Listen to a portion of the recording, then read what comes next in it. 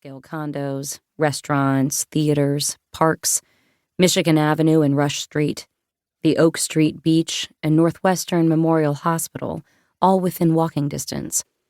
But the easternmost blocks that ended at Lakeshore Drive were badly lit, an open invitation to drug dealers, muggers, robbers, and carjackers operating in the gloom. The hour and the current weather conditions had swept most people off the streets. Winds off the still frigid waters of Lake Michigan fingered among the downtown buildings in search of pedestrians to harass.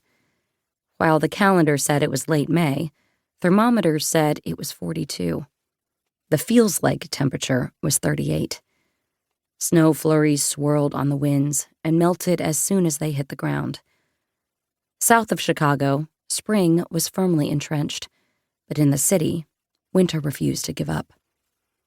Weldon and Cassell saw the two men at the same moment. They walked south from Mies van der Rohe Way toward Chestnut. They wore crossover trainers, dark pants, and gray hoodies with the hoods pulled close around their faces against the wind and snow.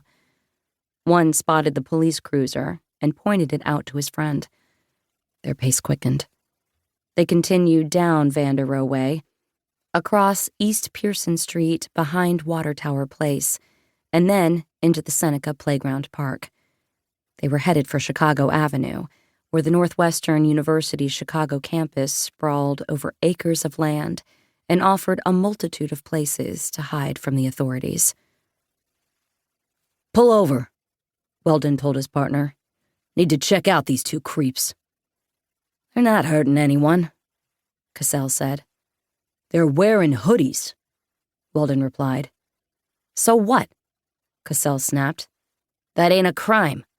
If I was out in this weather, I'd be wearing a hoodie too." Weldon wouldn't let it alone, and Cassell finally relented. "Call in and find out if there have been any complaints up here tonight about two guys in hoodies." "We can check them out ourselves," Weldon insisted. "Do what you're told, kid," Cassell snapped. "Now." Dispatch reported there had been no trouble calls in the area all night. Weldon wouldn't be stopped. "Pull over and ask if they need directions," he said.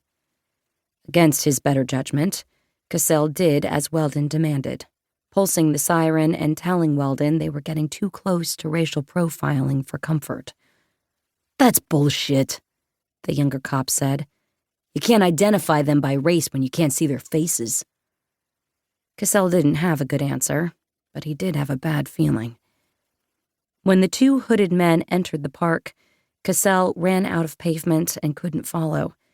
If they wanted to question the men, they would have to give chase on foot. "Open the trunk," Weldon yelled.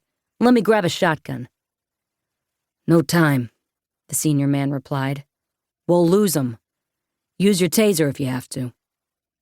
Cassell unholstered his own taser. Weldon pulled his Glock.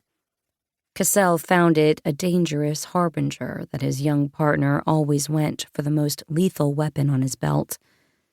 They'd had words about this before. Now they closed the gap between them and the hooded men.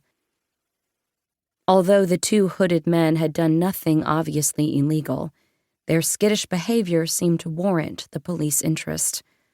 Still, Cassell didn't like it. "Police!" Cassell yelled. "Stop! Get on the ground and put your hands behind your heads! Do it, now!" Instead, both suspects turned and faced the officers. Under the street lamp, Cassell ID'd both as Caucasian. He breathed a shallow sigh of relief. One had something in his hand. Cassell couldn't identify what it was. Weldon would later say he thought it was a gun. "Lay the weapon on the ground," Weldon ordered. "Do it now." Weldon stopped and drew a bead on the man.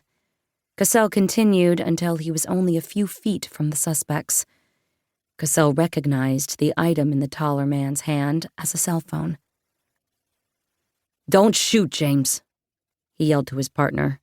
"It's a phone." As Cassell pointed his taser at the man with the phone, 3 shots blasted open the night. The man with the phone fell to the ground, hit by a bullet in his thigh.